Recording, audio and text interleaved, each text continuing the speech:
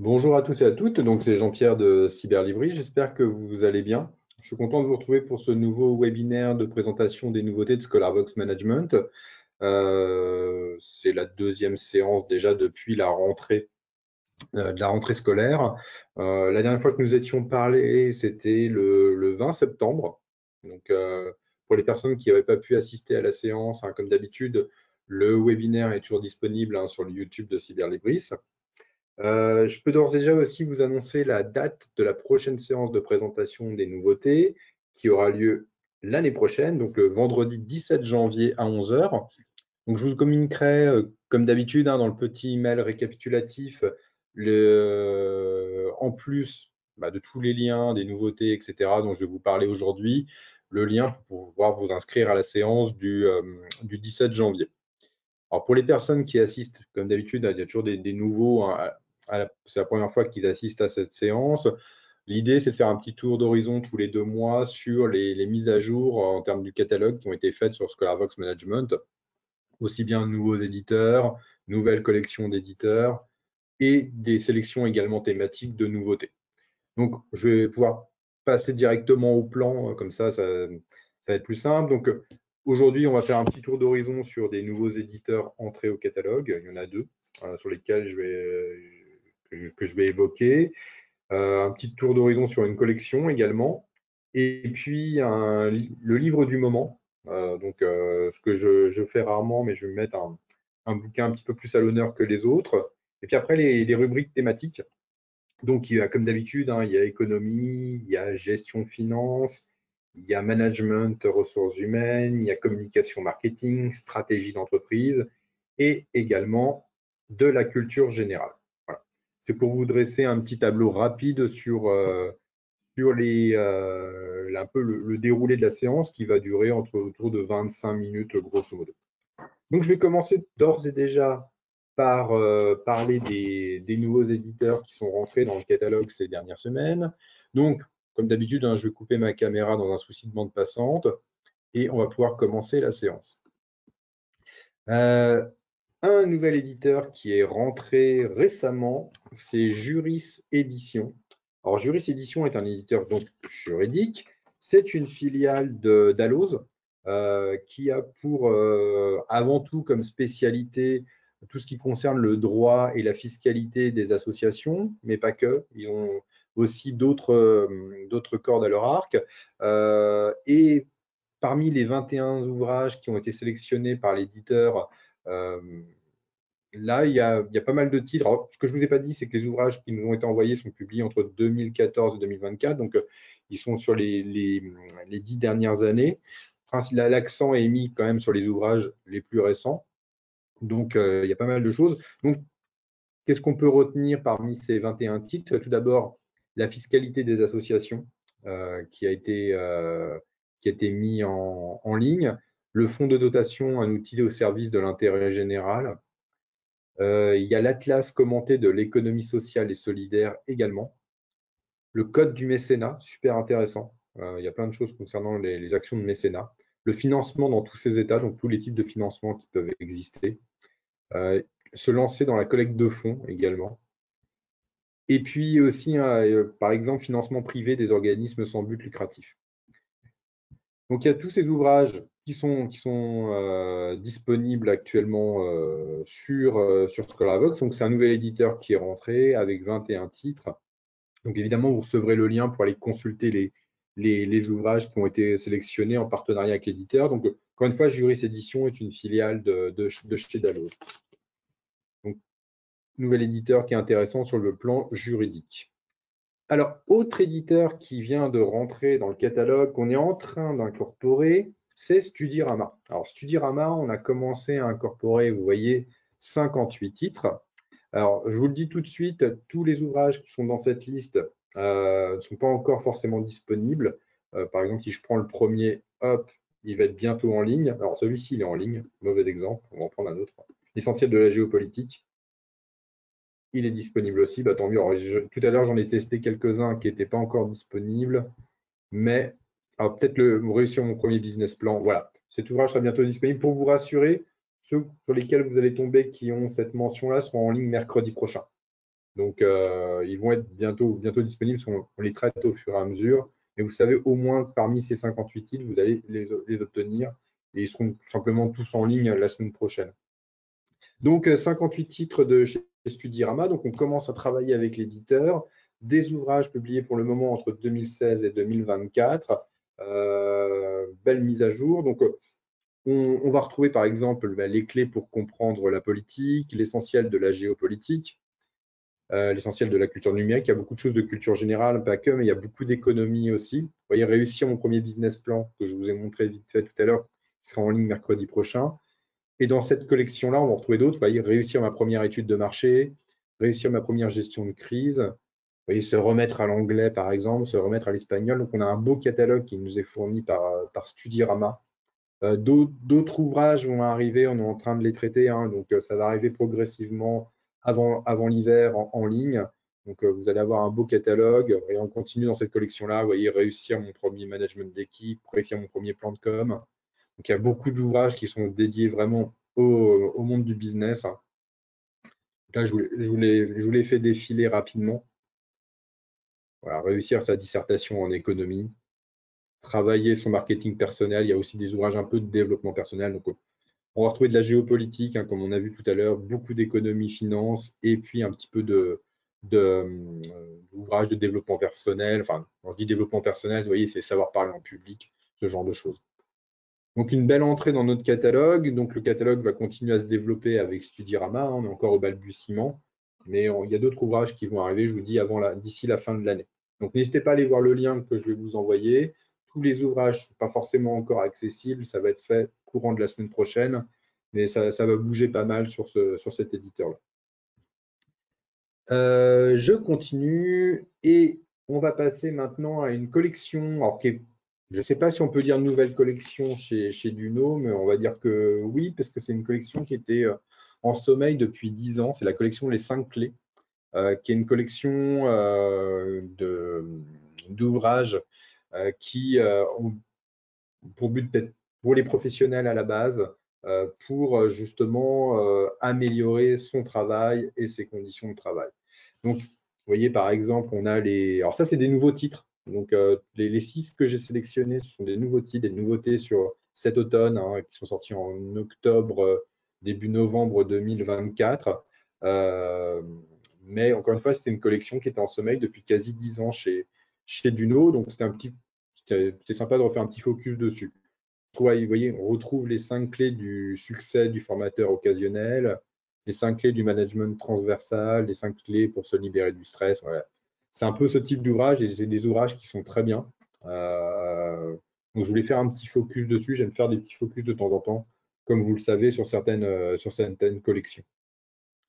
Donc, ça, c'est la collection Les 5 clés publiée chez Duno.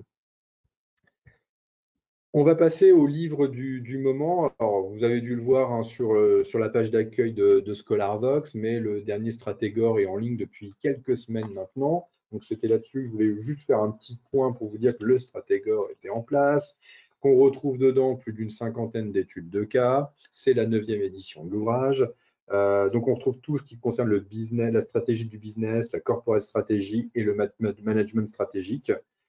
Et puis, il y a pas mal de mises à jour qui ont été faites dessus pour cette nouvelle édition concernant les innovations technologiques.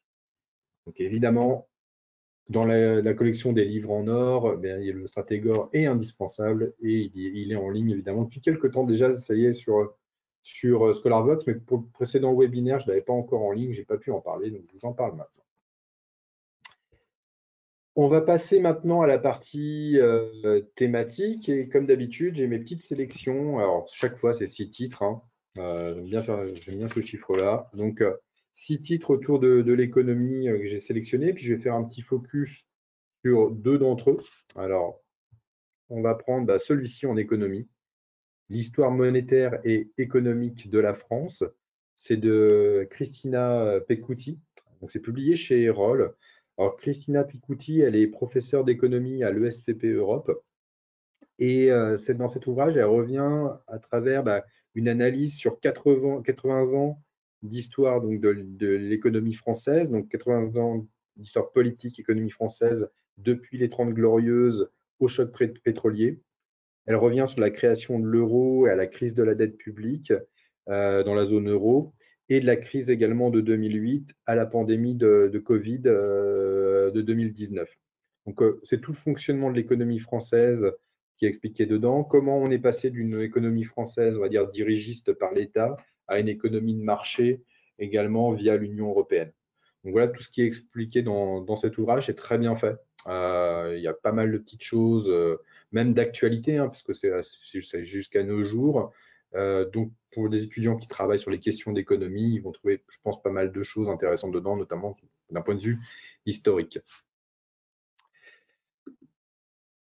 Autre titre sur lequel je voulais mettre l'accent aujourd'hui, c'est les fondamentaux de l'économie, en plus de 80 fiches, sous-titré Les grands auteurs, les grands thèmes. C'est de Georges Nzambi, c'est publié chez Ellipse.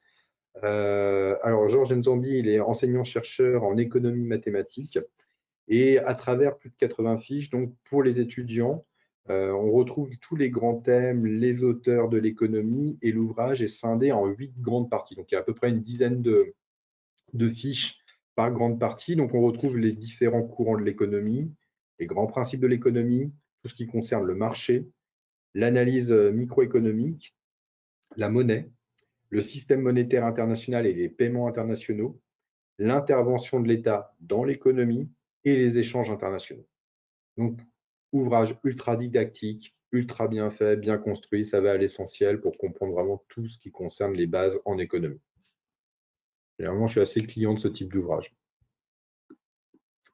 Donc, sur la partie économie, hein, parmi les 6 titres que j'ai retenus, retenez Histoire monétaire et économique de la France, et puis les fondamentaux de l'économie publiés chez Ellipse. Un petit focus également en gestion finance, hein, pareil, 6 ouvrages et je vais faire focus sur 2 d'entre eux. Et le premier sur lequel je vais m'attarder, c'est comprendre les comptes annuels, publiés chez Géresso dans la collection Les guides pratiques. C'est de Damien Péan. Damien Péan, il est formateur en gestion finance. Il travaille principalement en tant que formateur à la CCI du Mans. Et dans cet ouvrage, on retrouve bien évidemment toutes les clés pour comprendre les comptes annuels, donc le rôle de la comptabilité, les contenus et élaboration des comptes annuels, la fiscalité de l'entreprise. On trouve comment on analyse et on améliore la situation financière et la rentabilité de l'entreprise au niveau des outils, des calculs de coûts et de l'analyse financière. Et puis comment on prépare l'avenir également via un business plan, via une évaluation des investissements et comment on définit le financement. Donc, il y a plein de clés dedans pour la compréhension des comptes. Donc, pour la partie gestion finance, c'est parfait. Donc, c'est un ouvrage que je vous recommande, alors qui à la base fait plus pour des professionnels que pour des étudiants, j'insiste là-dessus. Mais tout est tellement bien détaillé que c'en est quasi un manuel d'ailleurs. Donc, il est très bien cet ouvrage. Donc, c'est un ouvrage que je vous recommande également aujourd'hui. C'est la 6e édition de ce titre.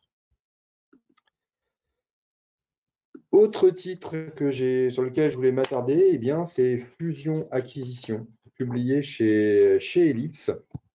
Alors, l'ouvrage est de Moder Chérif, qui est maître de conférence en finance à l'Université de Reims.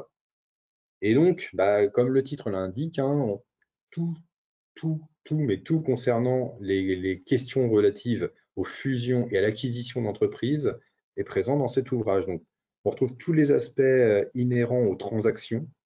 On retrouve également toutes les questions relatives à la transmission d'entreprise, le rôle des banques d'affaires, le processus de due diligence, le contrôle de conformité pré- et post-acquisition, les aspects comptables, les différents acteurs intervenant dans le processus de la fusion-acquisition. Donc ça, c'est une belle, je dirais que c'est une belle thématique parce qu'il y a peu de littérature qui existe sur ce sujet-là. Donc c'est la raison pour laquelle je voulais faire un petit focus sur ce titre. Donc je vous le recommande également aussi, il peut être super intéressant pour d'étudiants qui travaillent aussi sur ces questions de fusion et d'acquisition. Sur la partie gestion finance, retenez comprendre les comptes annuels, fusion-acquisition, et évidemment, il y a tous les autres ouvrages que j'ai sélectionnés que vous retrouverez dans la petite sélection que je vous enverrai. Passons au management et ressources humaines maintenant. Et on va commencer avec cet ouvrage de chez Mardaga, Manager de transition, les super-héros de l'entreprise. C'est de André Enus, qui est lui-même manager de transition.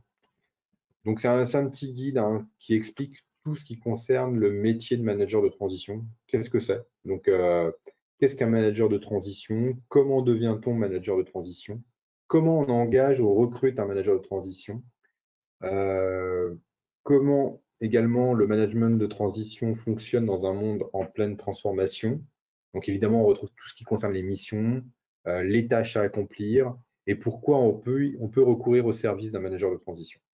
Voilà ce qu'on va retrouver dans cet ouvrage. Donc ça peut être une idée aussi pour certains étudiants qui, plus tard pour leur avenir, qui veulent réfléchir à une autre façon de travailler dans le management. Il y a cette option qui existe, donc c'est un ouvrage qui peut être intéressant également. Alors, un ouvrage qui est en lien, on va dire, plus ou moins avec l'actualité, parce qu'on entend cette chose-là de plus en plus. On voit pas mal d'articles de presse qui traitent sur les différentes générations, les boomers, les générations X, Y, Z. L'ouvrage est vraiment bien. Ça s'appelle Le choc des générations n'existe pas, pour en finir avec les stéréotypes et donner sa juste place à chacun au travail. C'est de Frédéric Gesque, qui est conférencière et qui travaille dans le management des seniors, publié chez Erol. Et l'ouvrage revient sur à la fois les préjugés, les stéréotypes qui pèsent sur le marché du travail, sur les différentes générations qui composent l'entreprise. Donc des préjugés générant incompréhension et tensions intergénérationnelles au travail. Eh bien, l'ouvrage répond aux questions, hein, comment se passe justement la coexistence des différentes générations dans l'entreprise, quels sont les différents clichés aussi, les différents stéréotypes liés aux boomers, liés aux jeunes, etc. Est-ce qu'ils sont vrais, ces clichés, ou faux? Et comment coexister sereinement dans une entreprise quand il y a plusieurs générations qui cohabitent au sein de cette entreprise. Donc c'est très bien. Je trouvais le sujet super intéressant parce que ça va un petit peu à rebrousse-poil déjà de tous les articles qui paraissent comme quoi les jeunes sont difficiles à embaucher, etc., que les boomers sont comme ça. Donc là, non, c'est bien fait. Donc je vous recommande, et pareil pour quand on travaille sur les questions relatives aux ressources humaines et comment embaucher des jeunes, ou comment également, je dirais, quelle place peuvent occuper les seniors dans l'entreprise, ce livre répond à pas mal de choses. Il n'est pas très compliqué à lire. Donc, c'est un ouvrage que je vous recommande également. Alors, sur la partie management RH, retenez manager de transition, les super-héros de l'entreprise chez Mardaga et chez Erol, le choc des générations n'existe pas. On va passer marketing communication maintenant. Et pareil, j'ai sélectionné 6 titres et là, je vais prendre les 2 premiers. Le premier, c'est les dessous de la publicité, publié chez Ellipse. Approche théorique, contenu, canaux et métiers. L'ouvrage est de Frédéric Aubrin, qui est enseignant à l'INSEC en communication. Donc, c'est un ouvrage qui se découpe en 5 chapitres. Et l'ouvrage décrypte les métamorphoses que connaît la publicité actuellement. On pense évidemment aux réseaux sociaux, mais pas que, l'intelligence artificielle également. Donc, l'adaptation de la forme et des contenus des médias, l'apparente disparition de celle-ci dans les médias, que la publicité disparaîtrait, mais non. Mais à contrario, la saturation qu'elle pu occuper dans l'espace médiatique et comment conquérir de nouveaux espaces. Voilà ce qui est présenté dans cet ouvrage, donc qui est vraiment très intéressant. Donc les dessous de la publicité, publié chez Ellipse.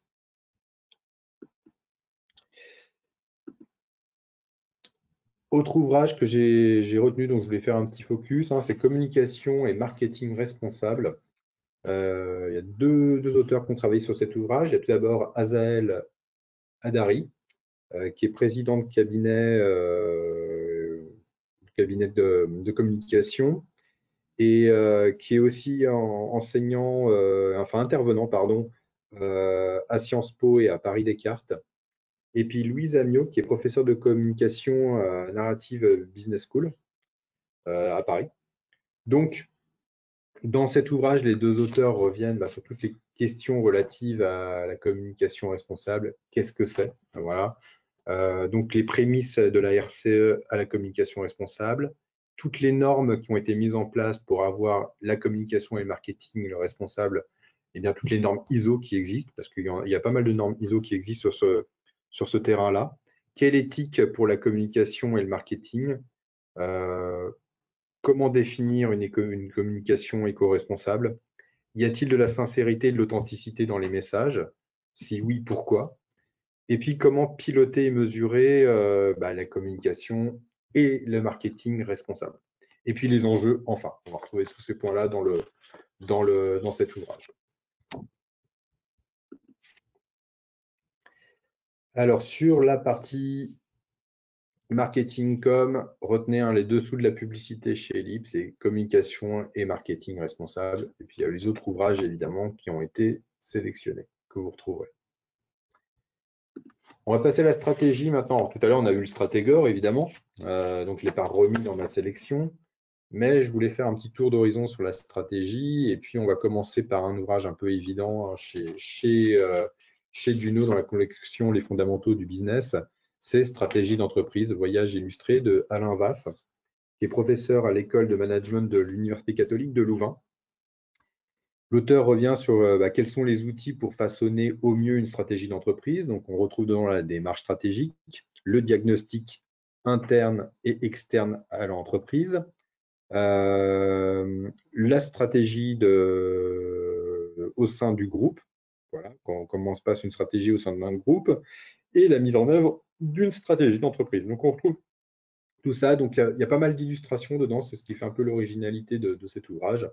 Qui est très bien fait. Il y a pas mal de schémas dans tous les sens. Donc, c'est la 3e édition de ce titre et je ne pense pas l'avoir déjà présenté dans un précédent webinaire. Donc, c'était intéressant de faire un petit tour d'horizon sur cette nouvelle édition. Hop, on va passer chez l'Harmattan maintenant avec cet ouvrage. C'est Réussir ses décisions stratégiques, mieux penser pour mieux décider. Il y a plusieurs auteurs qui ont travaillé sur cet ouvrage. Il y a tout d'abord Michael Ballet, qui est auteur-chercheur à l'Institut Léane France. Godefroy Bonvalet, qui est directeur général des Mines de Paris. Sandrine Olivencia, je vais y arriver, qui est membre de l'Institut Léane France. Donc, l'ouvrage nous explique avec tout simplement, c'est un petit ouvrage qui fait à peine 100 pages, et comment redéfinir un processus de décision afin d'éviter les échecs dans sa stratégie. Les auteurs ont une méthode qu'ils appellent la méthode des 4C, qui permet de chercher et de comprendre un problème, confronter le problème non maîtrisé, cadrer les orientations et construire des solutions. Je crois qu'on a cité 5 C. Mais en tout cas, c'est l'idée qu'on retrouve à travers cet ouvrage. Donc, c'est un petit guide vraiment d'une autre méthode stratégique pour éviter et résoudre les problèmes. Enfin, éviter les problèmes et quand il y en a, de les résoudre. Donc, sur la partie stratégie d'entreprise, retenez donc stratégie d'entreprise de chez Duno et réussir ses décisions stratégiques publiées chez l'Harmattan. Il y avait aussi prendre des décisions dans un monde incertain qui est très bien. J'ai hésité à présenter, mais ça faisait un peu beaucoup de Duno. Mais je vous le recommande aussi, cet ouvrage qui est vraiment excellent.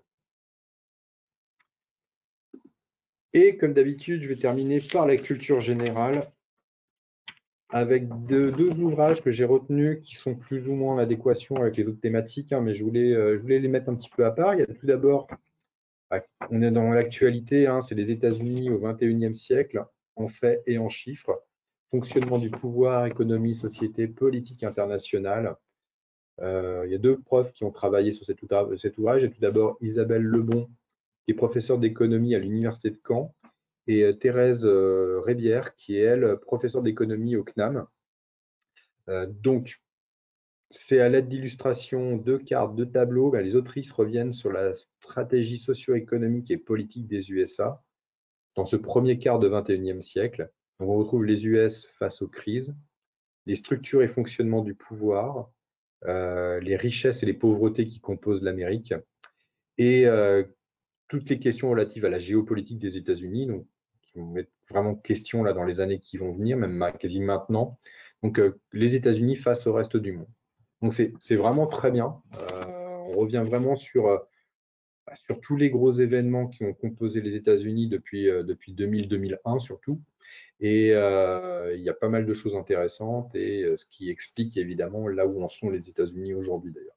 Donc c'est un ouvrage que je vous recommande. On est dans la géopolitique, on est dans l'économie, on est dans les faits de société, on est un peu sur tous ces sujets-là. Autre titre sur lequel je voulais m'attarder, que j'ai trouvé super intéressant, c'est les communications des mouvements sociaux, pratiques militantes et stratégies médiatiques de Benjamin Ferron. C'est publié chez Armand Collin dans la collection U. Alors, Benjamin Ferron est maître de conférence en communication et information à l'université de Paris-Est Créteil. Et c'est un ouvrage un peu à part parce qu'on parle pas on parle beaucoup des mouvements sociaux généralement, on parle beaucoup de la communication, mais comment tous les courants, je dirais, de mouvements sociaux communiquent vers les gens ou comment ils ne communiquent pas aussi, parce qu'il y a aussi cette stratégie-là pour certains. Donc, c'est une étude qui reprend tout ça. Donc, comment communiquent tous les mouvements contestataires. Donc, militer dans les médias ou sans les médias, comment médiatiser les conflits sociaux, donc comment par exemple des syndicats, etc., travaillent auprès des journalistes, comment fonctionnent les stratégies de communication militante, comment contourner les médias, les grands médias, on va dire les médias mainstream pour aller vers des médias plus alternatifs et politiser les enjeux au niveau des informations, les enjeux politiques des mouvements sociaux. Voilà ce qui est présenté dedans. Donc, ça peut être super intéressant pour des étudiants qui travaillent en communication parce que ça permet de comprendre d'autres moyens de toucher des cibles aussi. Et donc, il y a pas mal de pistes dedans que j'ai trouvé super intéressant. Donc, c'est un ouvrage que je vous recommande évidemment aujourd'hui. Comment expliquer les mouvements sociaux antiracistes, écologiques, féministes et comment ils communiquent auprès du public.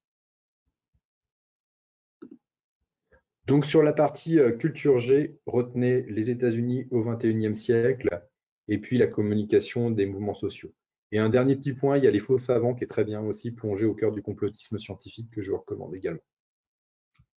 Voilà, j'ai terminé pour aujourd'hui au niveau de la présentation de ce webinaire de nouveautés. J'espère qu'il y a des choses qui vous ont plu, intéressé. À retenir, c'est l'entrée dans le catalogue de deux nouveaux éditeurs, Studirama et Juris.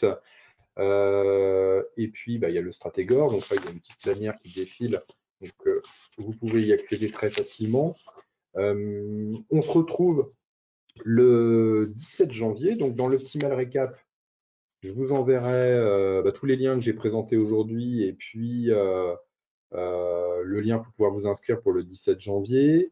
Et puis pour les personnes qui suivent le webinaire sur YouTube, tous les liens sont également en description de la vidéo. Voilà. Je vous remercie beaucoup de votre attention. Je vous souhaite une très bonne journée. Puis je vous dis à très bientôt. Et puis si vous avez des questions, n'hésitez pas à revenir vers moi sur le catalogue par retour de mail par rapport au petit message que je vais vous envoyer dans la journée. Merci à vous. Bonne journée et à très bientôt. Au revoir.